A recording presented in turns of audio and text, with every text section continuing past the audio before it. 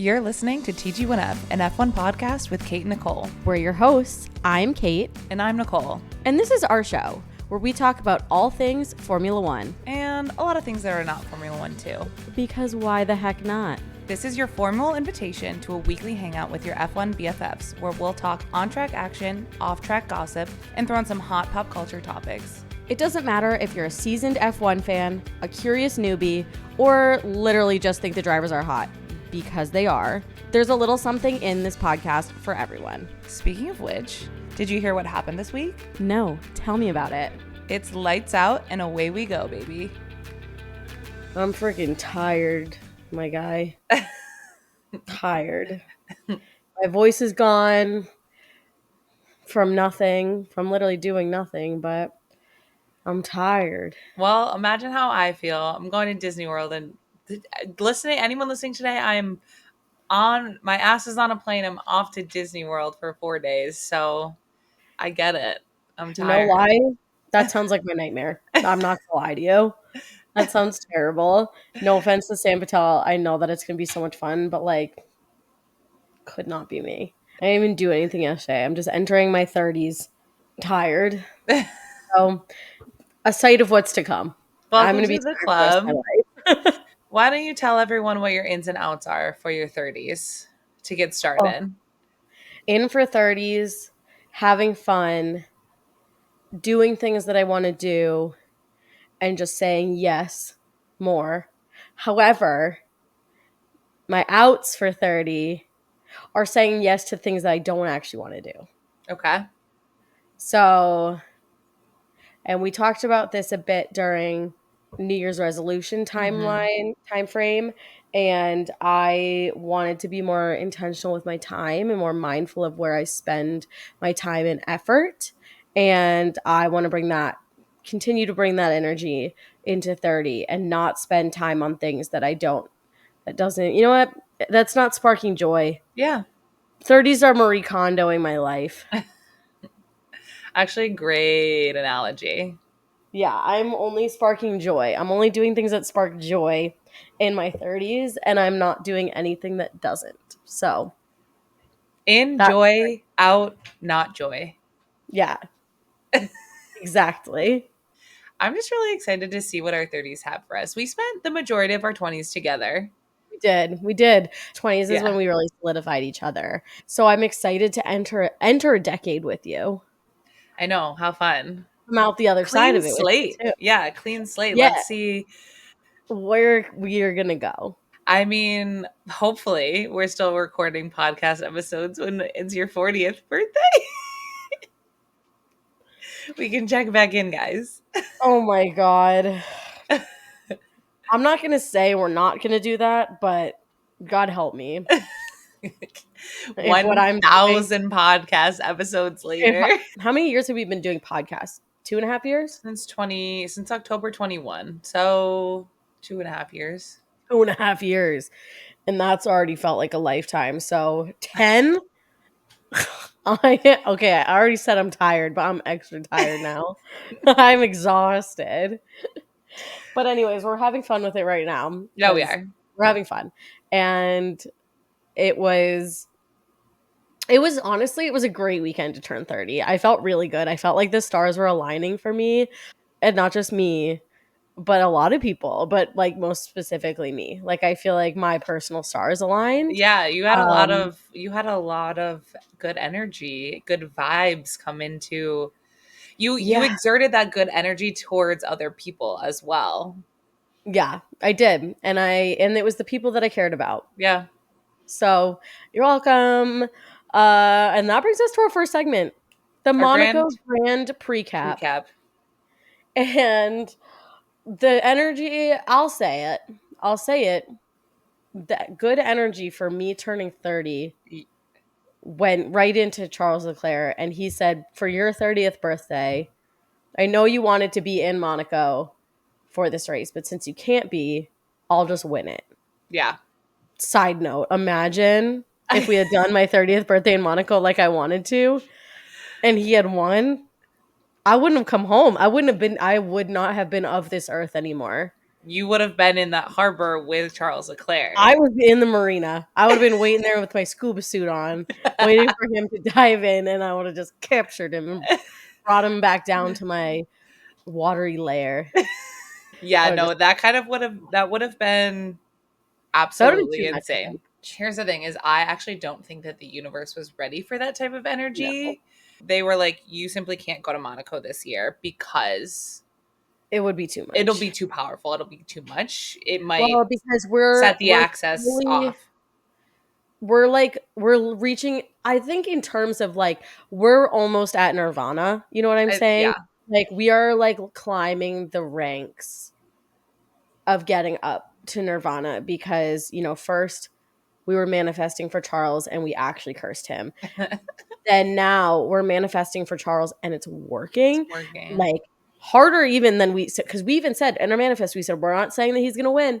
We're just saying he's going to be on the podium. But guess what? He won. So I did in my mind's eye when my eyes were closed. He was one for me. He was in the top. I didn't want to vocalize it out loud, but I visualized it. Oh, 100% me too. So there's our powers increasing. We were just not there yet. They said, the powers that be said, you're not there yet. But also, we really had the TG1 fam powers behind us as well. We had collective manifest powers this time. I know that you guys all really did put you took our threat seriously. Mm-hmm. And you were so for real when you manifested that. And we thank you. Charles thanks you. We all thank you. Excellent job, guys. So, I mean, that's like highlight. I mean, we could end the Grand Prix cap with that there because that's kind of the only thing that I care about, to be honest. Literally, I'll say like a bunch of my friends who don't necessarily like keep up with F1 that much or, you know, watch every race. Like they're two girls fans, you know, as good friends are, but they're like, tell me why I'm seeing all of these videos of Charles Leclerc winning and like I'm actually crying. And I'm like, yeah, dude, we're all crying. Everyone liked that. Charles. Everyone wanted this for him because it just our baby Chuck. And Netflix was with them this weekend. I'm just like, the stars really did align. They did. And I couldn't be happier. I couldn't be happier to be sitting here saying Charles Leclerc is a Monaco Grand Prix winner. Like it feels he really said, good. Curse who? Not for me. He's out on the curses. And I think that was really great. And so, I mean, we do have to get into the rest of the race, which 98% of it was boring. But that 2%, man. My gosh. So we sit there, we're getting ready for the race to start. We're all feeling hungover. We're not feeling great. The race is starting 15 seconds in, red flag. And the way that the broadcast was for this like race felt so crazy. Yeah, it really was.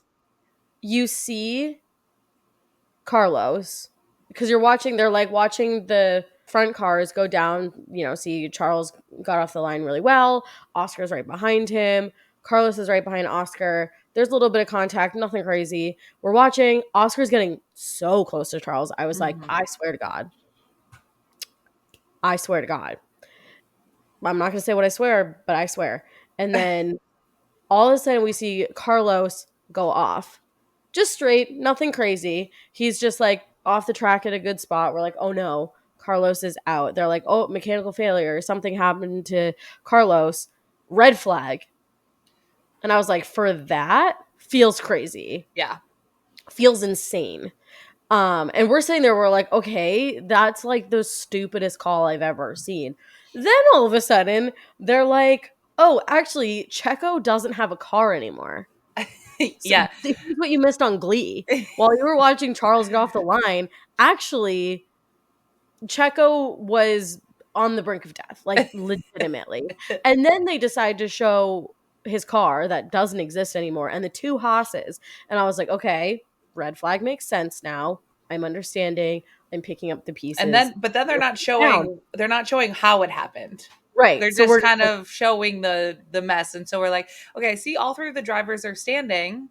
They're all out of their cars. They're all okay. Everyone is fine. Why are we not seeing the replay? It took them so long to play that fucking replay. But then you went somewhere. You were like, okay, I've seen it. It's red flag. I was laying in bed because I was so hungover. Yeah, you were like, I'll be back. Tell me when the red flag is over. And we're there. And all of a sudden I'm like, Nicole, there's more. There's more drama. Esteban has run into Pierre and he's in the air. And that's something else that happened on the first lap. Like, it was just the most chaotic, like, first lap that they were just like, oh, here's something. Oh, here's something else. Oh, here's something else. And I was like, can we not just like bring this all in together?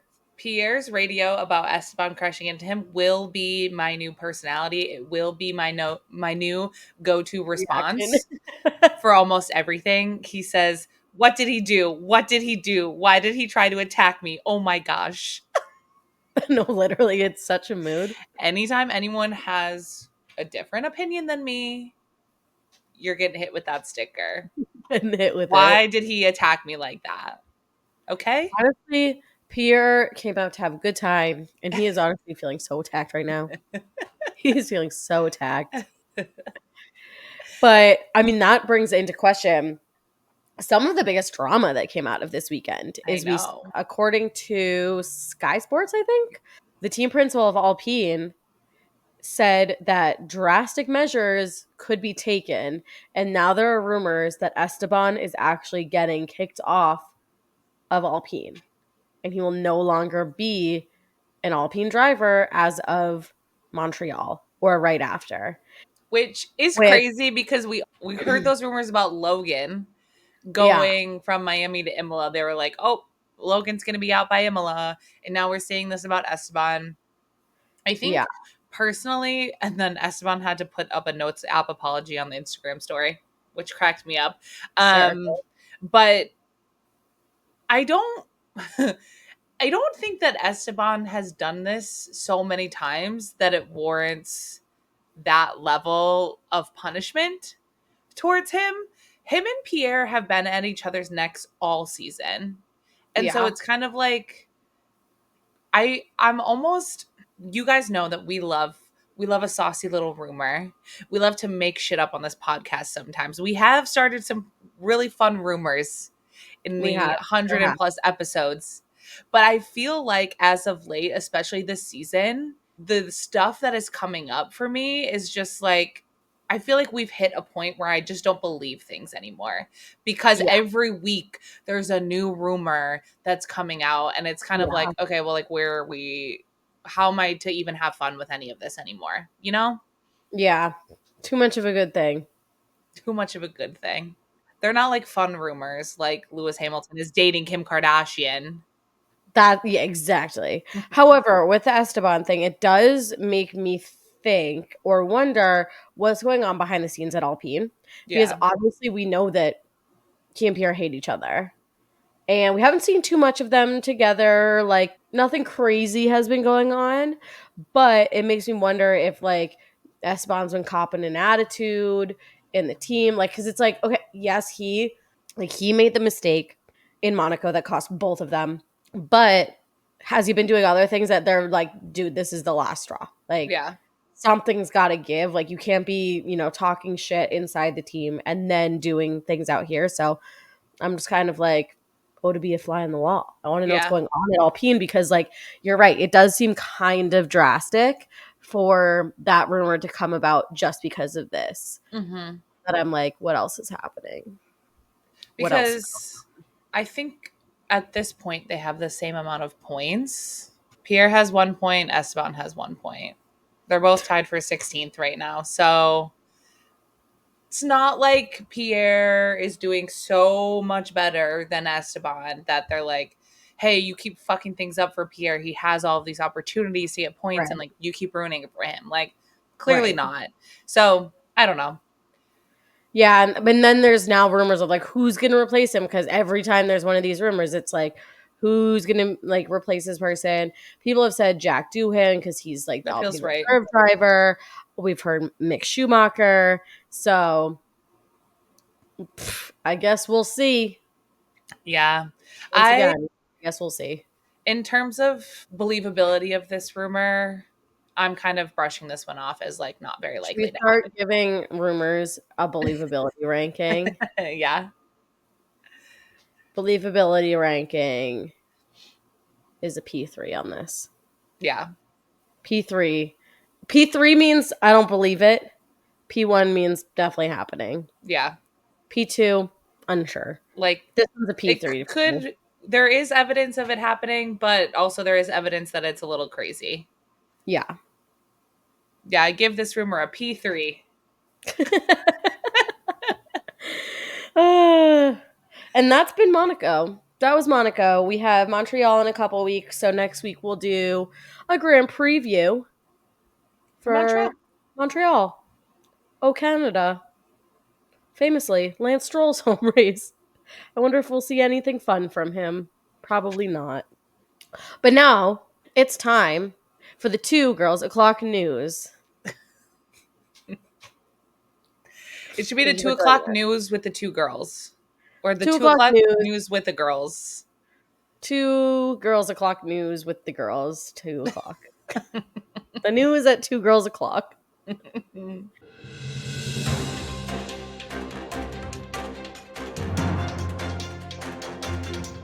Welcome. Thank you for joining us this evening for a special edition of the 2:00 news. It's not that special. It's the same as it's always going to be.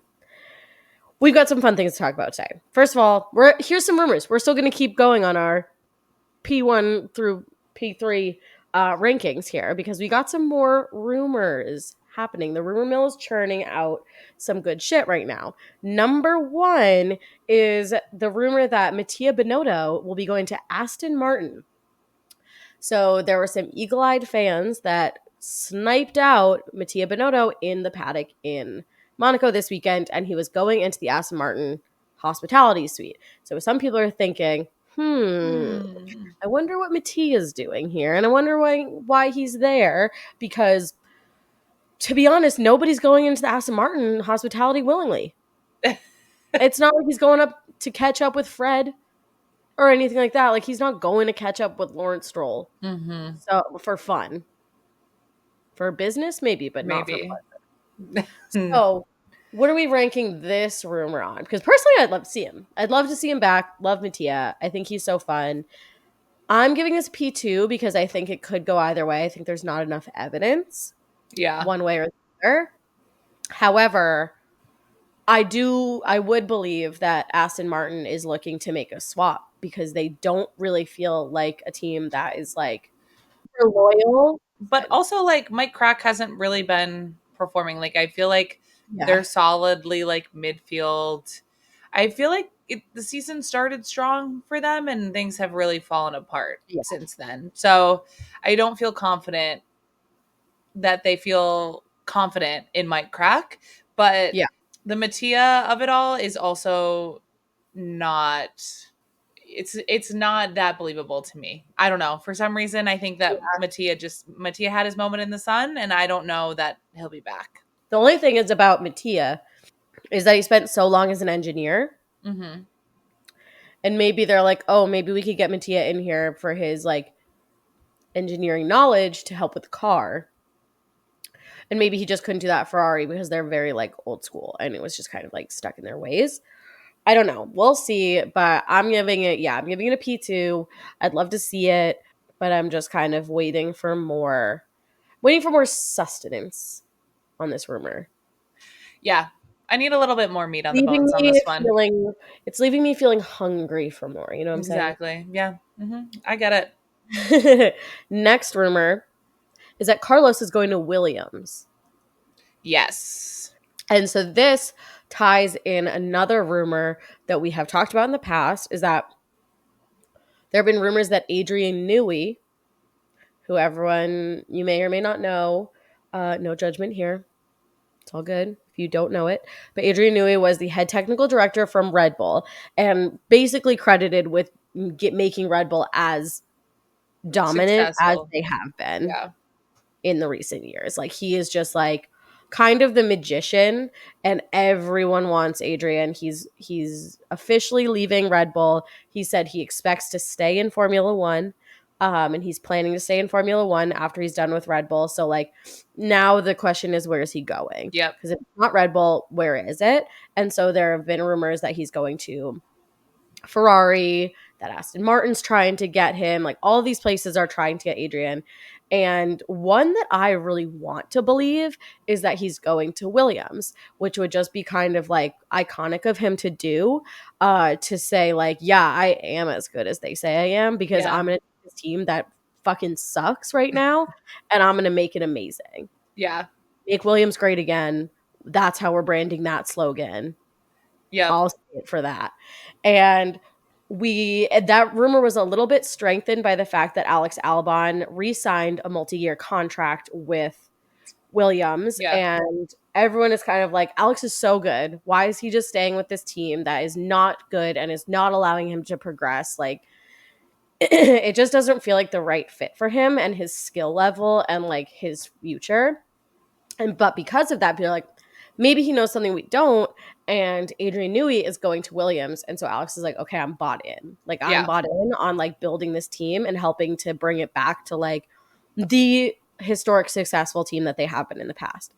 So then that brings us back to Carlos allegedly going to Williams. And with these other building blocks on it, I'll say it, I'm giving it a P1.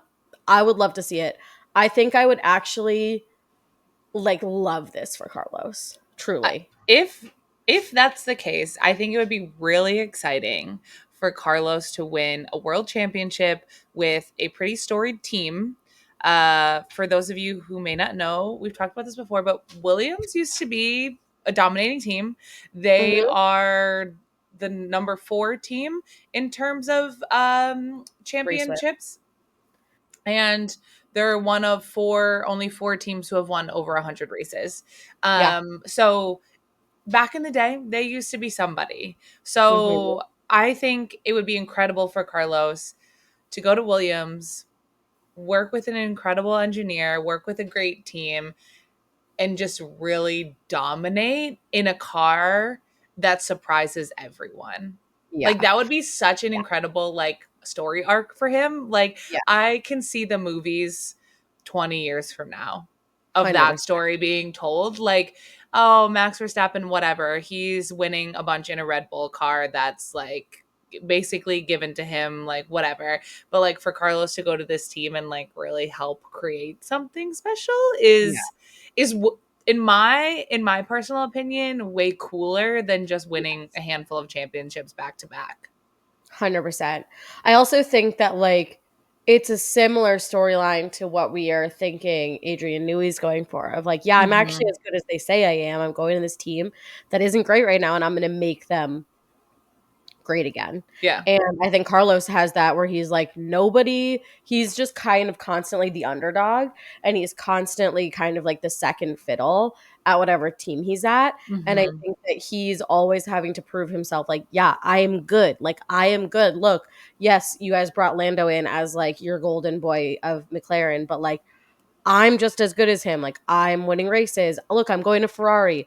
Oh, you guys love Charles more than me. Like, Charles is like your franchise driver, but I'm doing better than him. He's like constantly having to like prove himself. Yeah. And so I think to go to this team that's not doing very well and just drive the shit out of that car is going to be something where like, yeah, he is that good.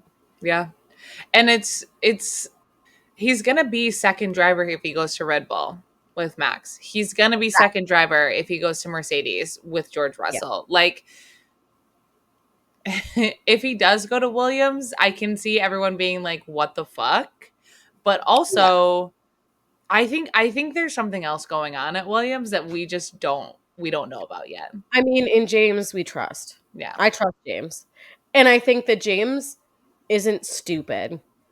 And the fact that he had that James moment this week where he's Carlos who? James, please. Right through you. You're not a good actor, honey. So I'm feeling good about it. Yeah. I'm feeling good about it. I'm giving it a P1.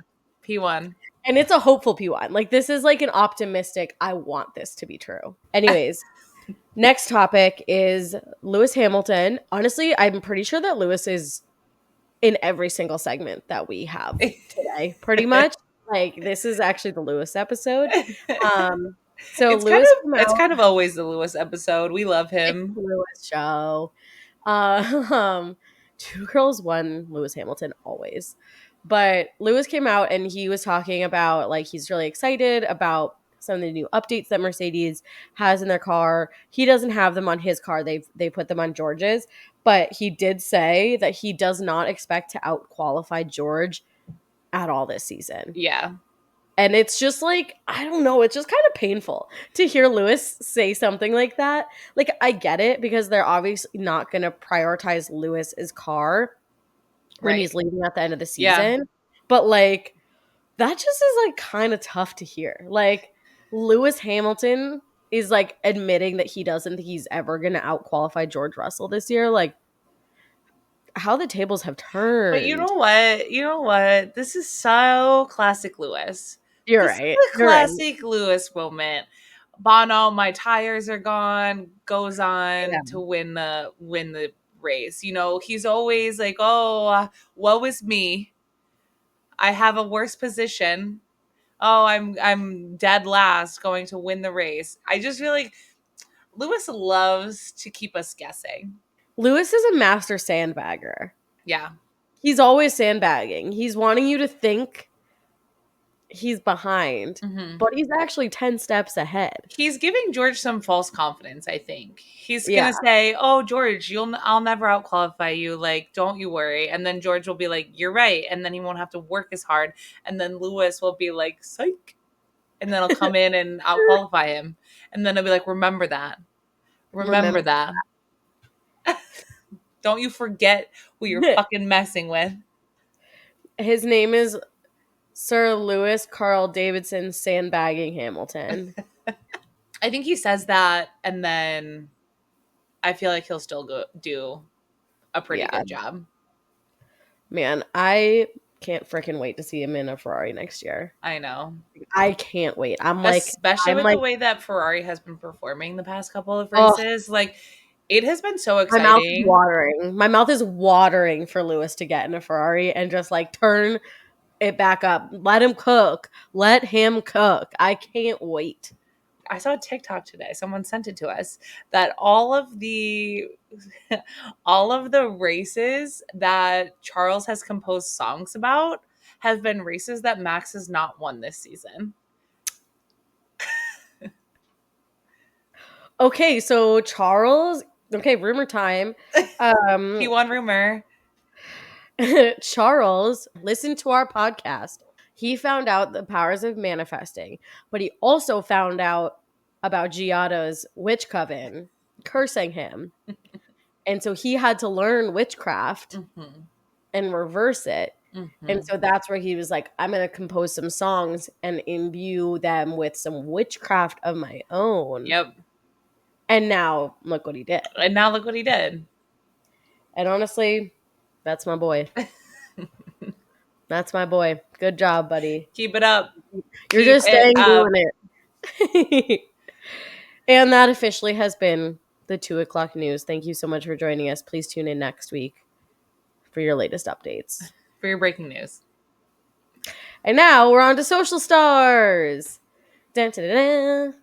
I feel like we need to have a fun, like, trumpet intro, like when a king walks in. It's like, Social Stars. I'm a composer now. You and Charles are composing. Yeah, there's been a lot on social media. This is a pretty hard category to cut down to just 3 topics. Yeah, I'm really excited about this first one though because another great birthday present for me. I'm obsessed with the Hot Ones. I truly believe that the Hot Ones is one of the best pieces of media and entertainment that has come out in the past, like, 3 to 5 years. Agreed. I watch every single episode. I'm psyched about every single person that is on it. Sean Evans is a perfect interviewer. The best interviewer of all time. He's the best interviewer of all time. To see that Lewis Hamilton is going to be on the Hot Ones this week, today, as you're listening to this, today is the day that it is Lewis's Hot Ones debut.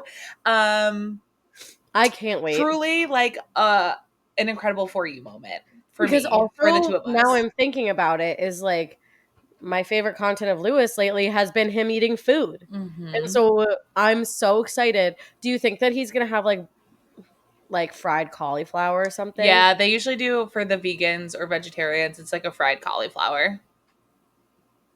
I love that for him. How do you think Lewis is going to do with this spice?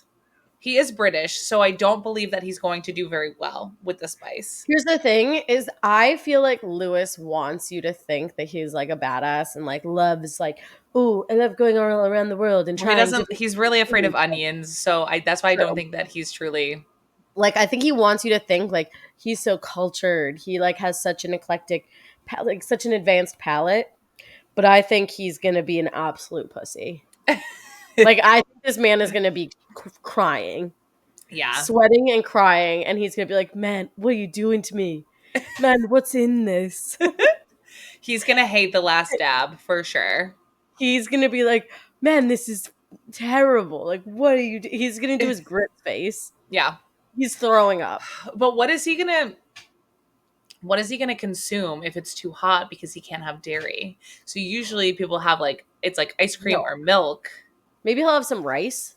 Like, maybe he'll just have like another food item there, because rice is also really good for spicy. Trust me, your girl knows everything that's good for when things are spicy. Guys, Kate has always said that if we ever get famous and we have to do PR and we go on the hot ones, it's because Kate's being punished. It's my punishment. Like, that is like, I'll be atoning as I go on hot ones. It's literally like, hot ones to me would be the equivalent of like literally being waterboarded. Like, that just sounds like the worst possible thing that someone could make me do. Just horrible. Like, think of the worst person that's ever done hot ones, or like the worst, someone that had the worst reaction. Maybe Pete Davidson, because I think he had like literal, like, it was almost a medical emergency with him. Times 10 for me. I hate spicy food. But I love the show. Love the show. Love the concept. Personally, for me, I have bought hot sauce before to do my own hot one. So I personally love it. So we'll be touching base with you guys once Lewis is on hot ones. Like, this, you'll see our reaction. I will be at Disney World, but you bet your bottom dollar that at 1 p.m. when that episode drops, I'm watching. This next Social Star Award is really for you. The first one was kind of for me, then the next one is for you. It is. So I don't think it's a surprise to anyone that has been in and around the Formula One world, content, social media wise, for a while, that Charles Leclerc is a huge Harry Potter fan, which is obviously why I'm in love with him. Like, one of the major reasons that I love him is because we share a love of Harry Potter. And Charles has had several photos over the years of him dressing up in Harry Potter robes, going to like Harry Potter World. Like, he loves Harry Potter, and I love that about him.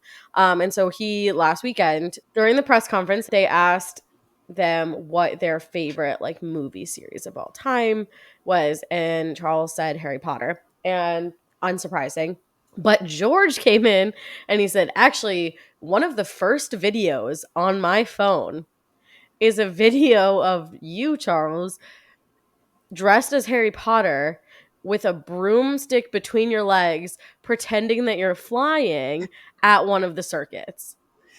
And everyone said, George, drop the fucking video. And Charles says, like, keep that video to yourself. Keep that to yourself. And I just think that, like, personally, I'm obsessed with this, like moment in time, because those are some real friends. You're not a real friend if one of the first piece of content on your phone is not something embarrassing of your best friend or one of your friends. 100%. Similarly to how my very first favorite photo in my favorites album is my favorite photo of Nicole as a child. I laugh at every day. It's like notoriously the funniest photo of Nicole of all time. I think we've posted it before. We have posted it, I think, on several occasions. And it's the first item in my favorites folder. So I'm just like, George and Charles, they're just like us. You don't have embarrassing content of your best friend on your phone. Are you really best friends? Or are you really best friend? Truly. No. So yeah, that was very personal to me. So Well, then we posted that photo of Charles somewhere. He's dressed up in Harry Potter cloaks, and he has chosen to wear Ravenclaw cloaks. Mm-hmm. And I posed the question to the community, and I said, do we agree with Charles being in Ravenclaw? And so many people said, he said, quote, I am stupid. I am stupid. How can he be in Ravenclaw? And to that, I say, correct. Because one time I took the Harry Potter house quiz and I got Hufflepuff. And I said, damn, I wanted to be in Ravenclaw. And my roommate looked at me and she goes, you're not smart enough to be in Ravenclaw. And that was kind of tough. Just stabbed me right in the heart. So you know what? Fine. If I can't be in Ravenclaw, then Charles definitely can't be in Ravenclaw. No, he's definitely not. Here's the thing: he's just not like I've seen things, and I know that he's not. However, I think he gives much more like Gryffindor vibes. So here's the two things. Here are my as a Harry Potter scholar, I shall be giving my 2 cents. Charles is either Gryffindor in the fact that he is brave, he is like kind of noble, always loyal, he's always kind of like being chivalrous and like the bigger like he's just like a good person. Mm-hmm. But is also extremely brave and like takes risks and all of that. Like I think he very much gives like Harry Potter vibes of like, oh, he's the chosen one, but also like Harry is loyal but also has his faults. Like he's not as like, I don't know. I think Hufflepuff are just like the best people. Like I would put oh, that's so kind of you. Thank you. I mean, I am notoriously okay, people don't like, you're not really supposed to be a half and half. Mm-hmm. However, as a Gemini, I am also the twins. And so I do claim 2 houses for the 2 sides of me. Okay. And I am a half Hufflepuff, half Slytherin. It's a very odd dynamic, but that's who I am. But I would say I think Charles is very much also Hufflepuff coded because I think he is Cedric Diggory. I think he is 100% would be Cedric Diggory. He is famous. He is handsome. He is popular. Everyone loves him. He's athletic. Like everyone loved Cedric. Yeah. He was like, he united that whole damn school. People were like, fuck Harry. We love Cedric because he was like good at sports. He was on the Quidditch team. He was kind to everyone. He was in Hufflepuff. He was smart. Everyone said he did really well on like exams. He was really popular. He got Cho Chang. So he got like the popular girl. And I think that he was just like a good guy. And I think that very much also is Charles. So he could be Gryffindor, but I really think he's Cedric Diggory. Hufflepuff, 100%. And you know what? That's final. That's canon. That's on. We won't be accepting any other arguments on the matter. I am the Sorting Hat, and I have made my decision, and I stand by it. Thank you. If I can have like authority over one topic, I feel like it's Harry Potter. And I love that. I feel like you know way more than me. I mean, I've read the full series at least 30 times, front to back, like book 1 to book 7. And that's since book 7 came out. I just finished up Hogwarts Legacy on the PS5. Nice. I'm like almost done, but I like finished all of the challenges and now I have to take my owls. So I have to finish like all of the class stuff. Damn. Famously not what I want to do. Also why you're not Ravenclaw, bitch. Like, why the fuck did you ever think you would be Ravenclaw? I just like, wanted to be Ravenclaw. I like the vibes of Ravenclaw. I just like the vibes. For you. I just like the vibes. You are 1000% Slytherin. I'm sorry, you're not even a Hufflepuff. You are a Slytherin through and through. You hate authority. You do not want anyone to tell you what to do. You will get what you want, how you're going to get it. They can be nice too. You're a nice person, but you're also not going to take any shit. You are ambitious. You want success. You want to be in charge. You're literally a Slytherin. Okay, well, when you say it, when you lay it all out like that, I It's absolutely, guess. I mean, the Sorting Hat has spoken. I have no choice but to stand. I guess I'm Slytherin. I'll tell you this, I was Slytherin in the game. So I did choose Slytherin Yeah, as my house in the game. yeah, I So know. it is You what it knew. is. Subconsciously, you did know. In my soul was saying, you are Slytherin, you have to choose Slytherin. Exactly. The Sorting Hat has spoken. And on to our last social star. Other things about hats. Other things about hats, things that go in your head. Valtteri Bottas's ocean-themed helmet. Another thing, this was for you. For me, I Notorious loved it. ocean lover. Yeah, huge ocean lover. I mean, I think you're a big ocean lover too. I'm in my aquarium era right now. But the ocean is my number one biggest fear, dude. yeah, but you like whales. You That's true. kind I of mean, I do like like some. I like the nice ocean creatures, but I do not like the concept of the deep ocean. I mean, if you like the concept of deep ocean, then you're kind of like you've got some fucked I up mean, shit. that's Like you. I don't love the concept of a deep ocean. I don't ever wish to know what's down there. Let it lie. That's the deep ocean's business. It's not mine. Okay. I won't Not ever my be business. going. I like to dip my toes in. If you guys listened to our Miami episode from 2022, you know that I had a close encounter with a shark and I'm still kicking. Okay. So She's still thinking about it. I'm still thinking about it all the time. I saw a video on my For You page the other day. I was like, close encounter with the shark. You don't even know. It was so far away from those people. I was like, that's not even close, dude. Like, it skimmed my fucking leg, dude. Every time we talk about it, it gets closer to you and closer to you. You're like, yeah, no, it nibbled on me. it was so close when I think about it. Like, anyway, Valtteri Bottas also really in his ocean era. And if anyone saw, his Monaco helmet was not only ocean themed in partnership with a foundation that helps preserve marine environments, but it was also designed by his girlfriend, Oh, she's Tiffany. back. Tiff's back with the custom helmet. She designed it and it was stunning. It was so cute. It had little corals on it, had little sea turtles, it had little dolphins, and I just loved the concept. And I love him. And I love her. And I love them. So See, this is a perfect example of a Hufflepuff, Valtteri Bottas. yeah. Best guy. I guess when you put it that way, like comparing me to Valtteri Bottas, like, yeah. He's just incredible guy, kind, caring, cares about the ocean, cares about everyone, incredible boyfriend. Mm-hmm. You know Hufflepuffs are the best boyfriends. True. I would date Cedric Diggory in a heartbeat. Selfless, giving. Always putting someone else before themselves.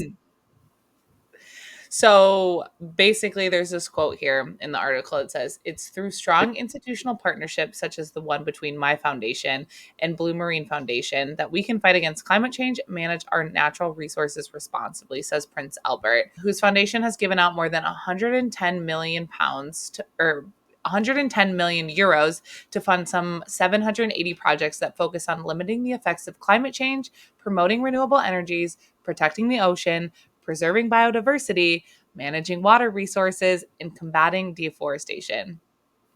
So, we love a moment to bring awareness to a cause that you feel passionate about through art and through a moment with your platform. So, I just love that Valtteri did that with his helmet because he could have chosen to do any number of things. Yeah. But bringing awareness in that way is what he does best. So I hope to see more collaborations between him and Tiffany this year and also more moments where he is using his platform for good. Love it. Yeah. 100 cosign. And that's been social stars. Now we've got Zoom, zoom, zoom. fast fashion. And we've got a bunch of fashion to talk about, and I need to start off with the Wags. The Wags came to play in Monaco. Yes, they Let me did. tell you, they looked so good, and I'm not So even good. saying exactly who because all of them. Yep. They all looked amazing.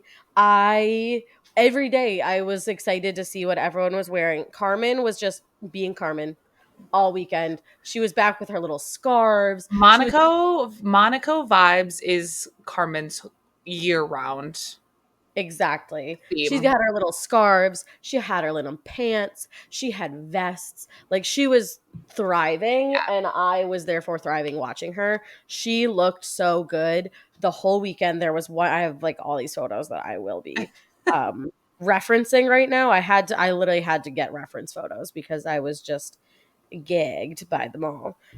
So Carmen had this one outfit that she had. Oh my god, she's so good. She's so good. It was wide leg white trousers that looked like they could potentially be linen Yeah. with a white vest, like long line vest. So it came down like to her like below her hip, but then like buttoned all the way down, and she had the last few buttons undone with a beautiful like scarf. Like she loves a decorative scarf around, and then she had like some great neutral sunglasses. She was giving Princess of Monaco in that fit. She's so classy, dude. She's She was just like giving Grace so Kelly. cute. Okay. Yeah, yes. And then there was another outfit she wore with these like beige linen pants that were a That little more one structured than linen. with her hair is giving me like 1800s explorer. Like she is an ecologist, Adventure is out there. and she's going out with Darwin, and like she is discovering new plants and animals. Like that's Like kind of the vibe her out. She's giving Jane from Tarzan. Like Tarzan. that's the vibe. Like she looks so good. They're like these high-waisted pants with this white button down that has like almost like a lace cutouts in it. Oh my god, she looked incredible all weekend. I have absolutely no notes. Not a No single notes one. on Carmen's outfits. The one where she had, I don't have a photo of this one on hand, but it was like a blue The vest. Like, I mean, blue just with the embroidery. The uh, embroidery. Oh, it was like so good. someone else that just consistently looked great to me, Alex. Mm-hmm. She did not miss this Nope. weekend. She said, I "This is felt an like, important weekend for my yeah. man, and I'm showing up." She said, I am the princess of Monaco, actually, Mhm. and my man is going to win this race, and I'm showing up as such. And she did. Like, the outfit she wore, it was like the pink. She wore this pink dress that was giving like 13 going on 30. It was like just hit just under the knee. It had like one of those like triangle tops. So it wasn't like a deep V, it was like a high Mhm. V almost. And Mhm. then like went around her neck, stunning. Like she just looked so fun and classy and just like chic in it. Loved that. But the pink Chanel looking skirt suit.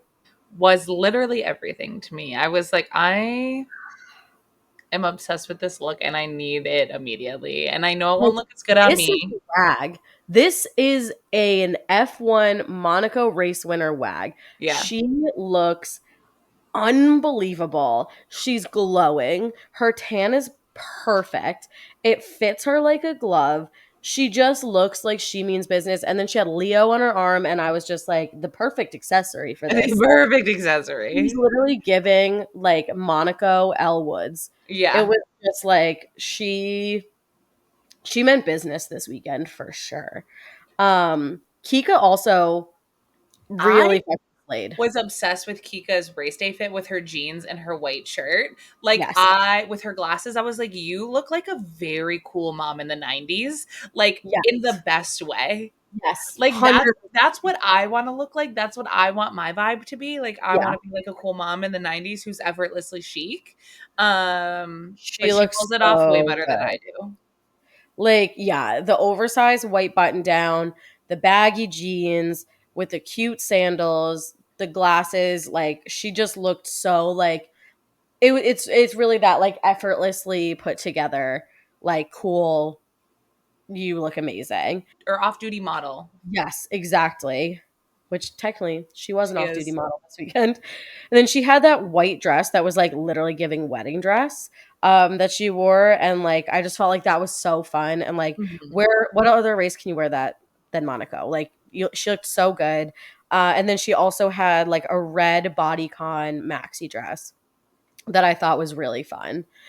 Someone I will say there was one person that did not really hit it out of the park for me this week, and that was Flavie. Mhm. I just didn't really know the vibe that she was going for. She had these like white pants on one day with a kind of off-shoulder cardigan that was Yeah. also like I a didn't crop love that. top. I didn't love that one. And I was just kind of confused what the goal was here. I mean, she's gorgeous on her own, so it Mm. was fine. But then she, like, the day that Kika came in her red dress and just looked like a showstopper, Flavie came in this, like, shifty kind of, like, dress with some buckles on it that just Yeah. was just kind of shapeless. I don't know. I was just like, she'll get there. Yeah, I I didn't think, I didn't particularly love Rebecca's looks either this yeah. weekend. They were kind of non-memorable. Loves a business casual fit. Don't get me wrong. I too love a business casual fit, but I saw her in the club in a business casual strapless dress, and I was like, "Girl, what are you doing? Your man's just podiumed in Monaco. Like, put on something a Take the little belt off. slutty. Take the Yeah, belt off. The belt. It was the belt that was doing it it was for the me." belt. Um, The one outfit that I missed when I was talking about Alex, I'm remiss to not speak about it. I have to speak on it. Is her outfit to the APM Monaco event Mhm. that was like the pinstripe corset dress or like skirt and corset combo. Yeah, I loved that one. I'm sorry, nothing has ever fit her better. That Mhm. was made for her. She looks so good. I was like, yeah, that's it. And this is honestly giving a little bit business casual, but like in the sexiest way where I was like, It's yeah, you giving can wear office siren. it. Literally. And she also had like a white blazer that she had over it, which like originally when I saw it, I was like, oh, I don't know about that. But the more I looked, I was like, actually, yeah, it works so well. Mhm. Um, she just really killed it for me this weekend. I think she like just won. She won. Yeah, she won. Um, I will say that we have to talk about Alex Albon's new merch drop, and I think that we are honestly having to say something not nice about it, which for the first time, Yeah, for the because first we've time. notoriously been fans of his merch adventures, but I'm not psyched on his Monaco one. Yeah. It just, here's what I think, and I think that, It's not giving what they wanted it to give. well, I just think that he doesn't necessarily know what his merch vibe is. Yeah.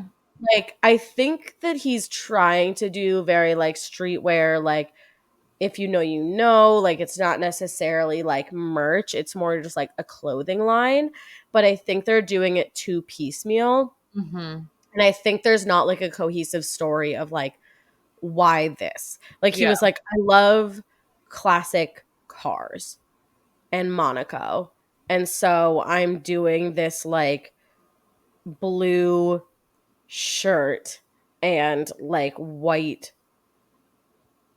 denim jacket." And I was just kind of like, okay, Okay.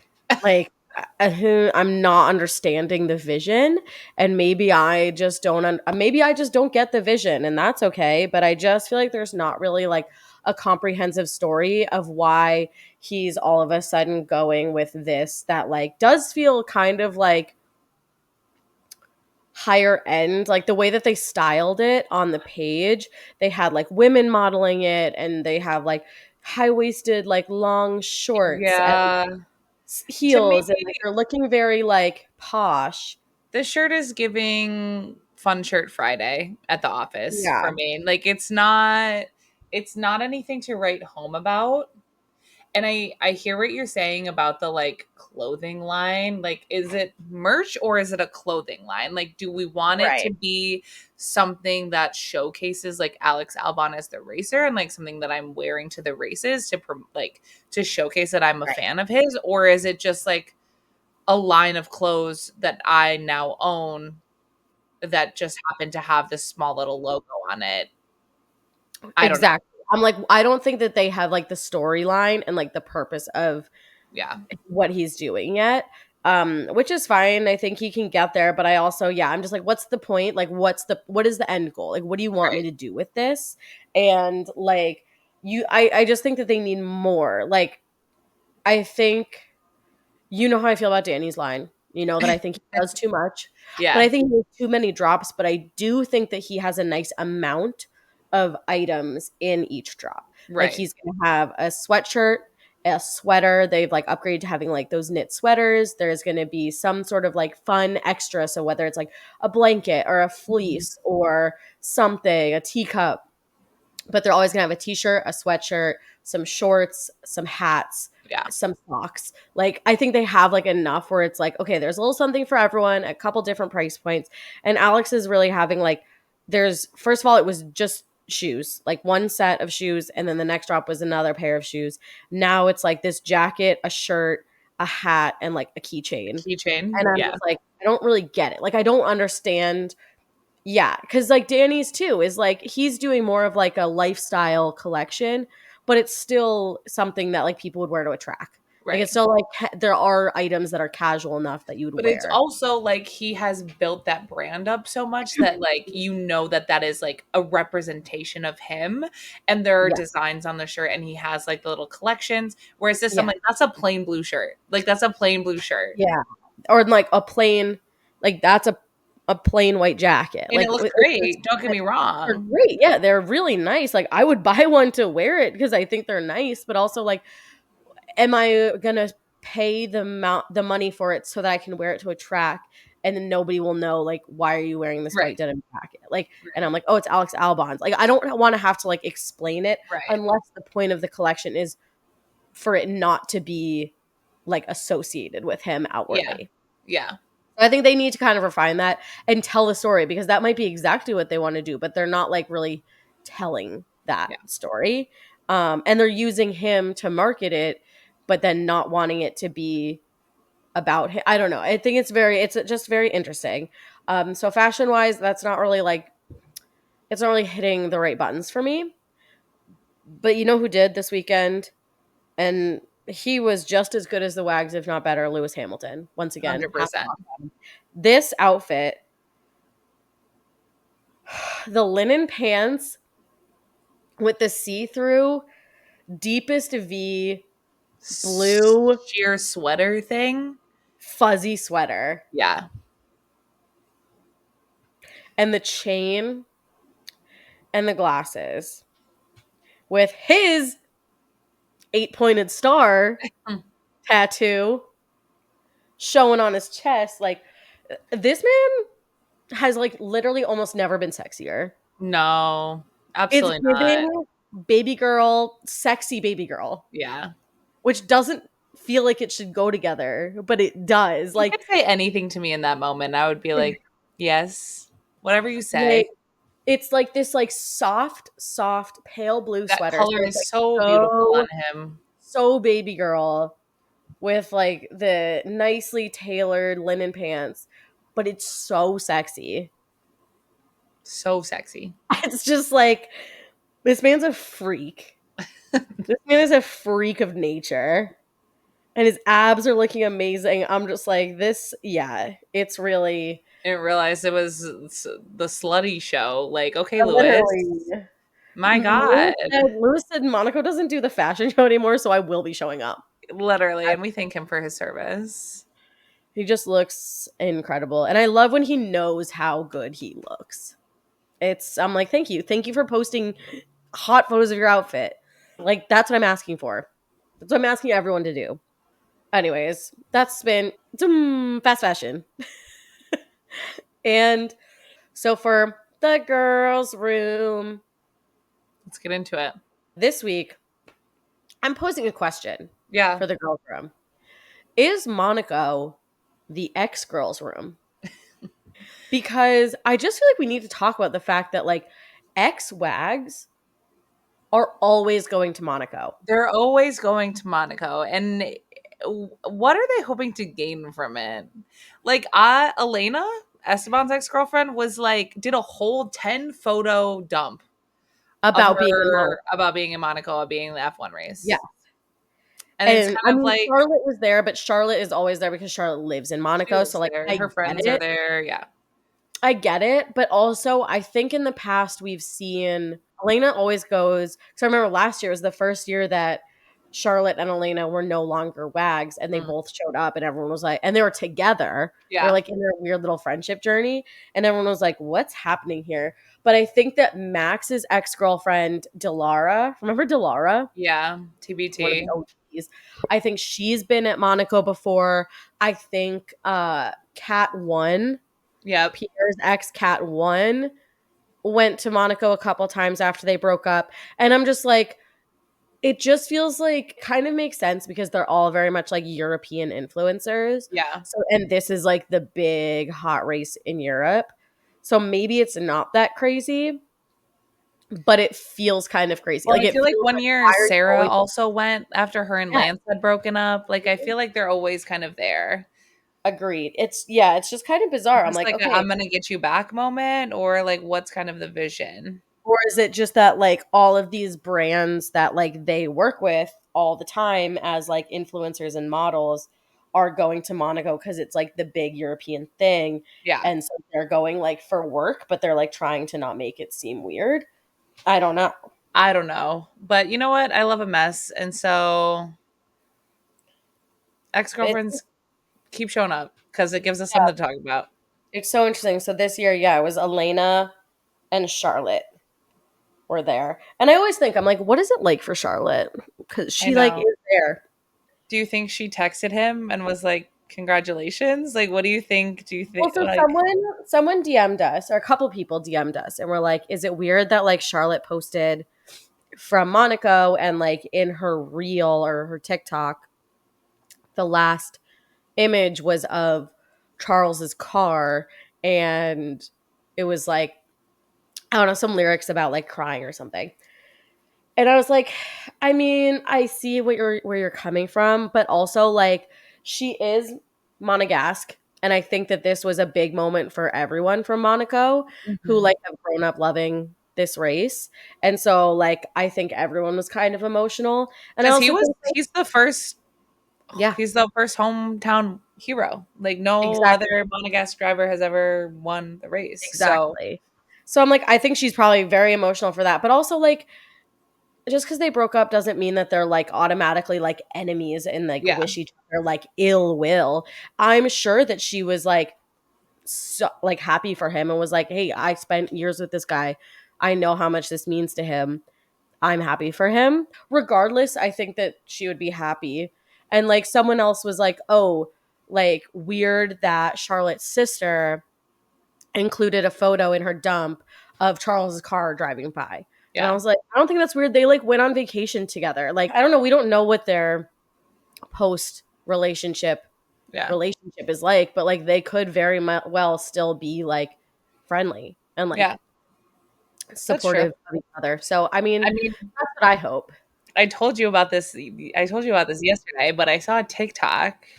Again, take this with a grain of salt. I didn't do any research into this on my own.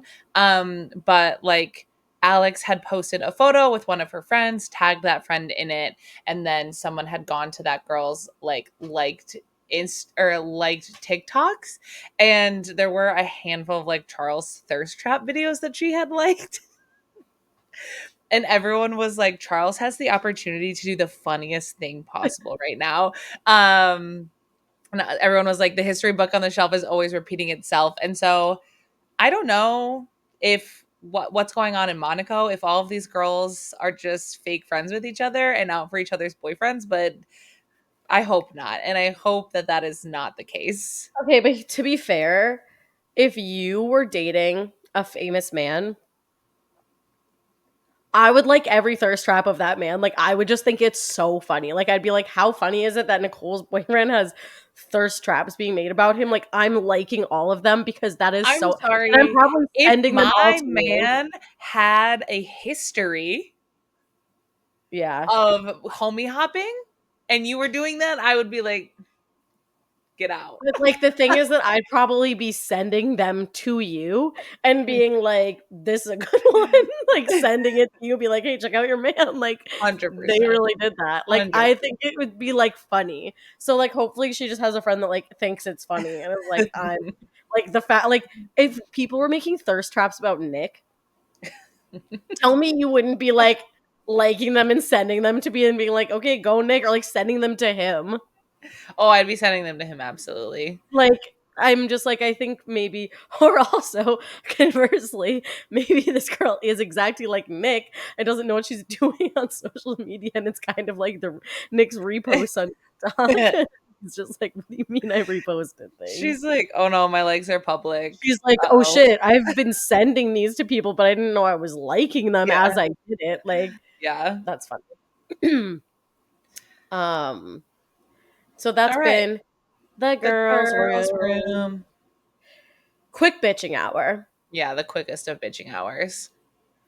Because I don't have enough energy to be like to talk about this for long. To be a hater. I'm just gonna get really upset.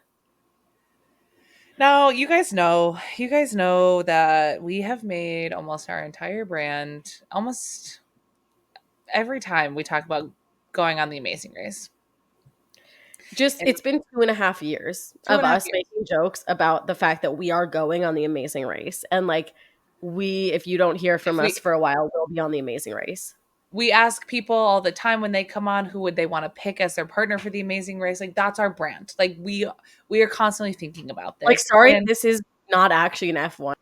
Like, this is an Amazing Race. An Amazing Race podcast. And tell me why I was scrolling on TikTok, boop, boop, boop, having a grand old time, boop, boop, boop. And I see a group of women being like, oh, we're on like Red Bull's Amazing Race where we have to get from Milan to Monaco.